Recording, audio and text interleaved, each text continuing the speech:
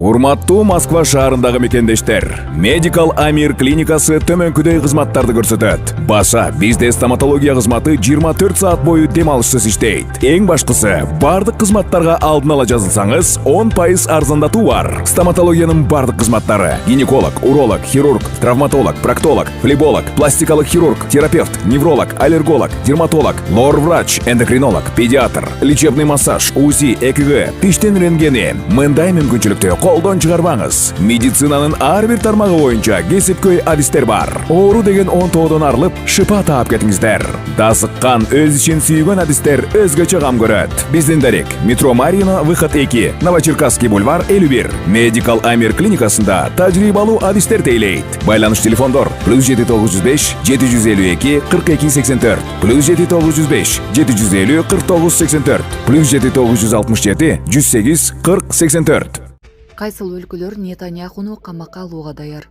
Нидерланды, Швейцария, Италия жана башка ондогон өлкөлөр Гаага сотунун чечимин аткараарын жарыялашты. Нидерланддын Биньямин Нетаньяху менен Йоав Галант өлкөгө кирсе, ордерлерди аткараарын билдирген. Эл аралык соттун чечими Голландиянын тышкы иштер министрлиги үчүн да күтүүсүз болду. Министрликтин башчысы Каспер Вилдкамп Израилге сапарын токтотууга аргасыз болду. Нидерланды, Швейцария, Ирландия, Италия жана Испания өз милдеттерин Рим статутуна жана эл аралык мыйзамдарга ылайык аткара тургандыктарын билдиришти. Австрия да ушундай деп билдирди, бирок анын тышкы иштер министри Александр Шаленберг Ордер абсурд экенин кошумчалаган. Ага карабай, Вена премьер-министри Австрияга келсе, Нетаньяхуну кармап, Гаага сотуна өткөрүп берүүгө милдеттүү болот.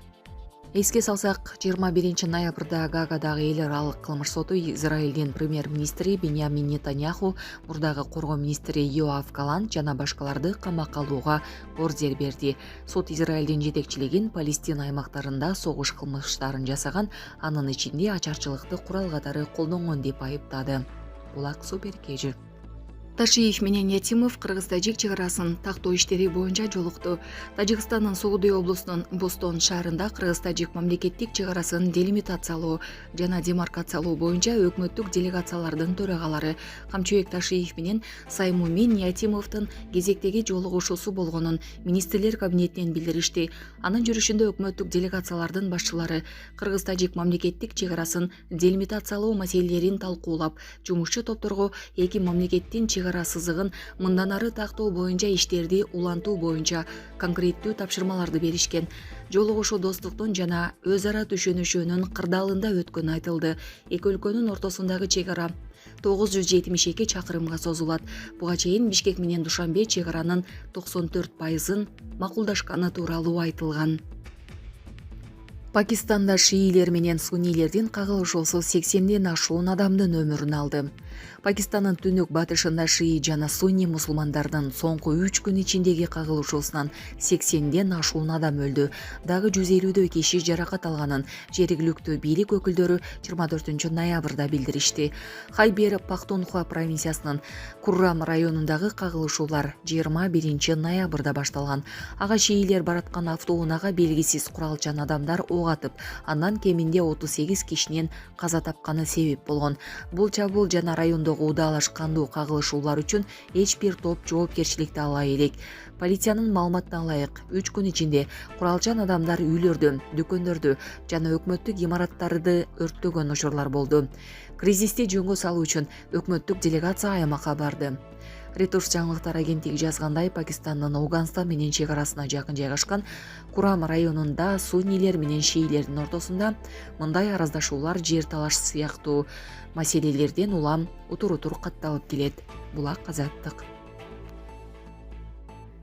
Филиппиндин вице-президенти президентти өлтүрүү үчүн киллер жалдаганын айтты.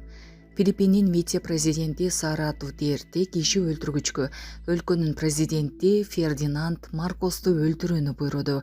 Бул тууралуу саясатчы өзү маалымат жыйынында билдиргенин CBS News телеканалы билдирди. Анын айтымында жалданма киши өлтүргүч ал өзү каза болгон учурда бул буйрукту аткарат. Мамлекет башчысынын өзүнөн сырткары вице-президент анын жубайын өлтүрүүгө дагы буйрук берген. Мен киллер менен келишим түзгөм. Анда президент мени өлтүрсө, киллер аны жана жубайын өлтүрүшү керек. Киллер аларды өлтүрмөйүн токтобойт. Бул тамаша эмес, мен келишимди түзүп койгом деген Дутерте.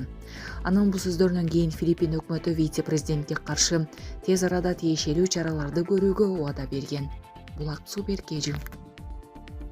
Кремль эл аралык соттун Нетаньяхуну камоого ордер берүү чечимине комментарий берди. Орус президентинин басма сөз катчысы Дмитрий Песков эл аралык кылмыш сотунун Израилдин премьер-министри Биньямин Нетаньяху менен мурдагы коргоо министри Йоав Галантты камакка алууга ордер берген чечими жакынкы чыгышты жөнгө салууга салым кошорунан күмөн санай турганын билдирди. Бул тууралуу ТАСС агенттиги жазды. Жалпысынан Гаагадагы соттун бул иш-аракеттери эч нерсеге жардам бере албайт деген Песков. Эске салсак 21 ноябрда Гаагадагы эл аралык кылмыш соту Израилдин премьер-министри Биньямин Нетаньяху, мурдагы коргоо министри Йоав Галант жана башкаларды камакка алууга ордер берди. Сот Израилдин жетекчилеген Палестина аймактарында согуш кылмыштарын жасаган, анын ишинде ачарчылыкты курал катары колдонгон деп айыптады.